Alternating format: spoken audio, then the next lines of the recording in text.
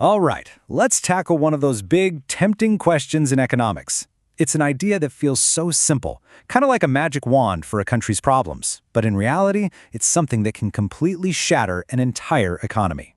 I mean, you've probably thought about this, right? If a country needs money for schools, or to pay its debts, or just help people out, why not just fire up the printing presses and make more? It seems so logical, especially when the other options look really hard. But today, we're going to see why that simple solution is actually a recipe for total disaster. So first off, why is this idea so seductive?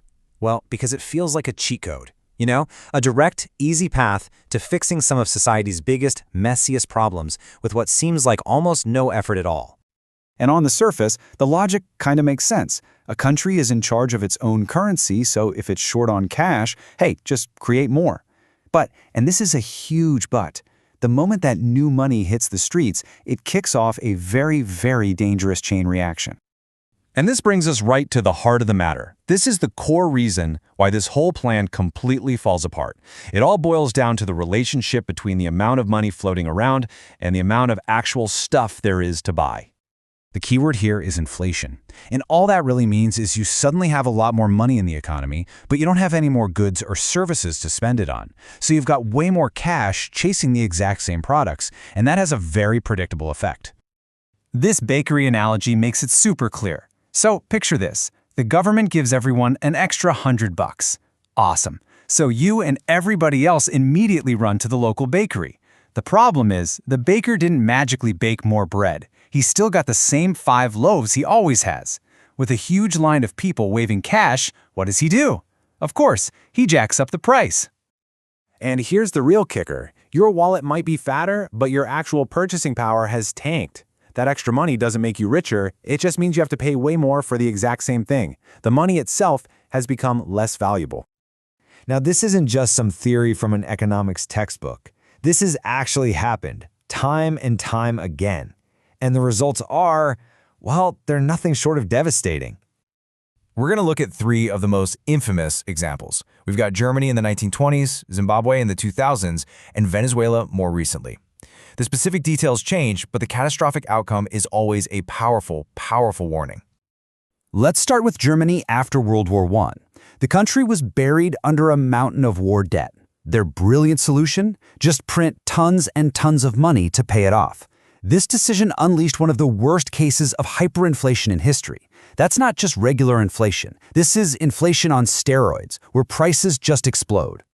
And get a load of this to see just how insane it got. By November of 1923, a single loaf of bread cost 200 times billion marks.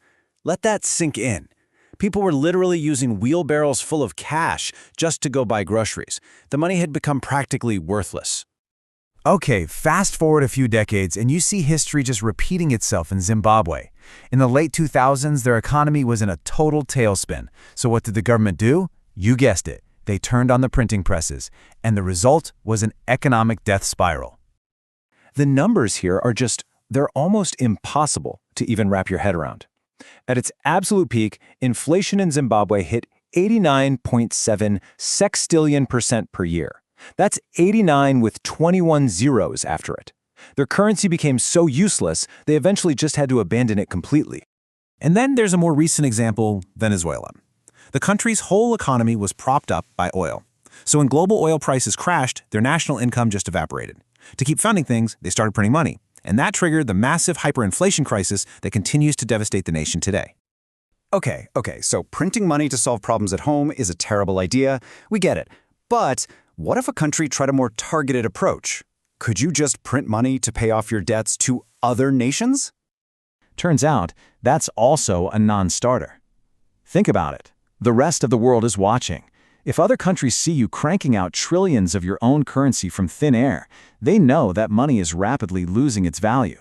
They simply won't accept what has basically become monopoly money.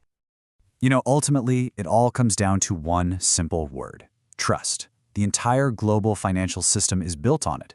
When a country goes wild with the printing press, it isn't just devaluing its currency, it's destroying its reputation on the world stage. And that makes it nearly impossible to borrow or trade in the future.